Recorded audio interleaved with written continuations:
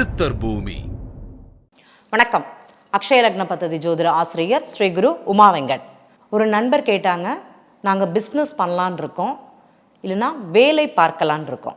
இந்த வேலை எங்களுக்கு நிரந்தரமாக இருப்பதற்கு எந்த கடவுளை கும்பிடலாம் அப்படிங்கிறது அவங்க கேள்வி. உண்மையிலேயே ஒரு தொழில் ஆரம்பிக்கிறாங்க, ஒரு வேலையில் போய் அவங்க உட்கார்றாங்கன்னா அவங்களுக்கு திருப்தி தரக்கூடிய ஒரு தன்மை அப்படிங்கிறது இருக்கணும். உதாரணமாக அக்ஷய லக்னத்தில் உங்களுக்கு எந்த காலகட்டத்தில் பிஸ்னஸ் சரியாக இருக்கும், எந்த காலகட்டத்தில் பிஸ்னஸ் பண்ண முடியாது அப்படிங்கிறத சொல்லுவோம். ஆனால் கிடைச்ச வேலையை நம்ம நிரந்தரமாக தக்க வச்சுக்கணுமா, அந்த 10ஆம் பாவக கிரகம்ங்கிறது தொழில் ஸ்தானம், அந்த தொழில் ஸ்தானத்துக்கு ஒரு கிரகம்ங்கிறது இருக்கும்.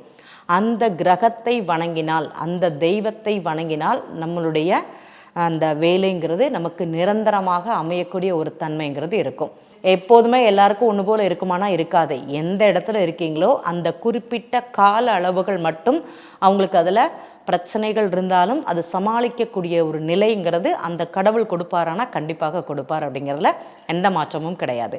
இப்போ ஒருத்தங்களுக்கு மேஷ லக்னம் அக்ஷய லக்னமாக இருக்குது, 10ஆம் பாவக தொழில் ஸ்தானம். அவர் எந்த கிரகத்தை வணங்கினால் அப்படின்னா ஐயப்பன் வழிபாடுங்கிறது பண்ணலாம், சாஸ்தா வழிபாடுங்கிறது பண்ணலாம்.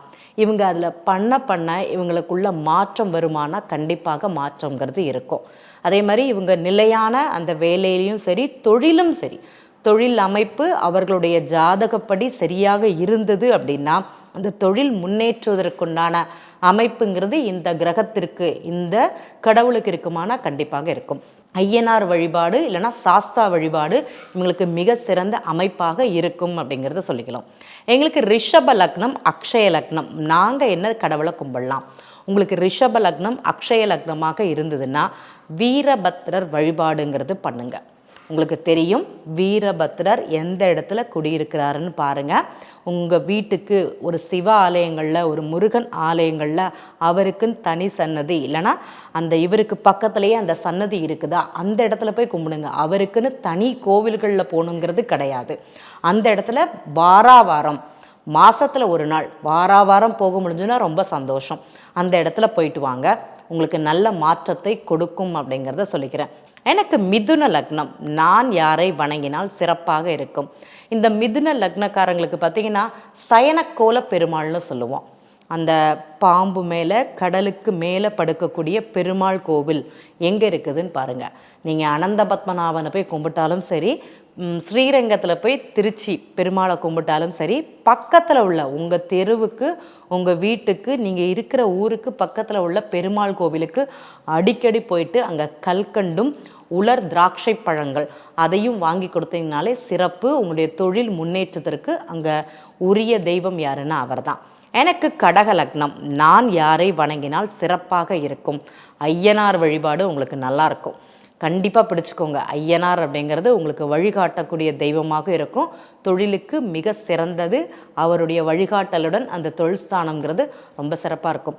நீங்கள் வேலை பார்க்குற இடத்துல தொழில் செய்யக்கூடிய இடத்துல கூட அவருடைய ஃபோட்டோவை வைக்கலாமானா கண்டிப்பாக வைக்கலாம். அது நல்ல பலனை கொடுக்குமானா கண்டிப்பாக கொடுக்கும். சரி, எனக்கு சிம்ம லக்னம், நான் என்ன வழிபாடு பண்ணலாம் அப்படின்னு கேட்டிங்கன்னா சிம்ம லக்னத்திற்கு ரேணுகா தேவி வழிபாடு, ரேணுகா அம்மன்னு சொல்லுவாங்க. அந்த அம்மனுடைய ஃபோட்டோவை உங்களுடைய தொழில் ஸ்தானத்தில் வைங்க, நல்லாயிருக்கும். அவங்கள வாரம் தொடர்ந்து பூஜித்து வரவும், அவங்க எங்கே இருந்தாலும் சரி அந்த கோவிலுக்கு போயிட்டு வரணும். இல்லைனா வீட்டிலேருந்து பூஜை முறைகள் அந்த சுவாமிக்கு ஒரு மாலை போட்டு ஒரு நைவேத்தியம் பண்ணி வைக்கிறதுங்கிறது நல்லாயிருக்கும். சரி, எனக்கு கன்னியா லக்னம், நான் எந்த தெய்வ வழிபாடுங்கிறத பண்ணலாம்? இந்த கன்னியா லக்னக்காரங்களுக்கு பார்த்திங்கன்னா எல்லை அம்மன்னு சொல்லுவாங்க, இல்லைனா பச்சை அம்மன்னு சொல்லுவாங்க. அந்த அம்மன் வழிபாடு நல்லாயிருக்கும். பச்சை அம்மனை வழிபாடு செய்யலாமானா செய்யலாம். எனக்கு பச்சை அம்மன்லாம் தெரியாதுங்க. மீனாட்சி அம்மன் அவங்கள வழிபாடு பண்ணுங்கள், சூப்பராக இருக்கும். அதோட வழிபாட்டு முறைகள் ரொம்ப அருமையாக இருக்கும்னு சொல்லலாம். நான் துலா லக்னம், நான் எந்த தேவியை வணங்குவது? இந்த துலா லக்னக்காரங்களுக்கு பேச்சியம்மன் மாரியம்மன் வழிபாடுங்கிறது நல்லாயிருக்கும். முப்புடாரி அம்மன்னு சொல்லுவாங்க, அந்த தெய்வ வழிபாடுங்கிறத பண்ணலாம். தொழில் ஸ்தானத்தில் அவங்களுடைய ஃபோட்டோவை வைக்கலாமான்னா வைக்கலாம், ரொம்ப சிறப்பாக இருக்கும். நான் விருச்சிக லக்னம், நான் எந்த தெய்வ வழிபாடுங்கிறது பண்ணலாம்? இந்த காவல் தெய்வங்களுடைய ஃபோட்டோ அப்படிங்கிறது நீங்கள் வைக்கலாம். அதே மாதிரி இந்த பைரவருடைய வழிபாடுங்கிறது உங்களுக்கு நல்லாயிருக்கும். பைரவர் ஃபோட்டோவை அந்த இடத்துல வைங்க, நல்லாயிருக்கும். உங்களுடைய தொழில் ஸ்தானம் சிறக்க விருச்சிக லக்னம் அக்ஷய லக்னமாக செய்யும்போது வேலை செய்யும் இடத்துலையும் சரி, நீங்கள் இருக்கிற இடத்துலையும் சரி, நான் டேபிளில் தான் உட்கார வேலை பார்க்கலைங்க, பிஸ்னஸ்லாம் கிடையாதுங்க அப்படின்னா உங்கள் டேபிளுக்கு முன்னாடி சின்னதாக பைரவருடைய ஃபோட்டோ வைங்க. அவ்வளோ சிறப்பாக இருக்கும். உங்களுக்கு அதோட பலனை நீங்கள் போக போக உணர்வீர்கள் அப்படிங்கிறது உண்மை. எனக்கு தனுசு லக்னம் அக்ஷய லக்னம், நான் என்ன வழிபாடு பண்ணலாம்? நீங்கள் அம்பாள்னு சொல்லுவாங்க தெரியுமா, லலிதாம்பாள், அந்த மாதிரி சொல்லக்கூடிய அம்பாள் வழிபாடு உங்களுக்கு நல்லாயிருக்கும். அதுமாதிரி வேடச்சி அம்மன்னு சொல்லுவாங்க, முப்பிடாரி அம்மன் சொல்லுவாங்க.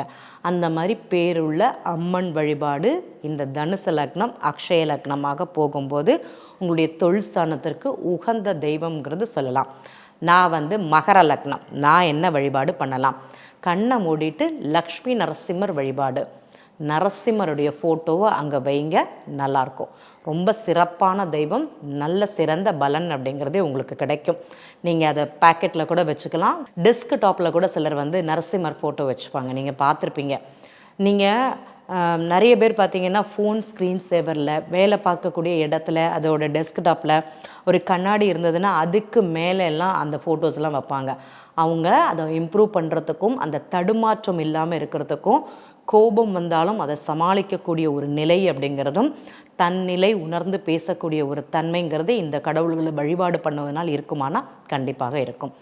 எனக்கு கும்ப லக்னம், நான் என்ன வழிபாடுங்கிறது பண்ணலாம்? இந்த கும்ப லக்னத்துக்கு பார்த்திங்கன்னா ஐயனார் வழிபாடு, வாராகி வழிபாடு. சிலையாக வைக்க வேண்டாம், ஃபோட்டோவாக வைக்கலாமான்னா வைக்கலாம். அதை செய்து வாருங்கள், நல்லாயிருக்கும். வாராகி ஃபோட்டோ வைக்கக்கூடாதுன்னெலாம் கிடையாது, வைக்கலாம். அது சுத்தபத்தமாக இருக்கணும்.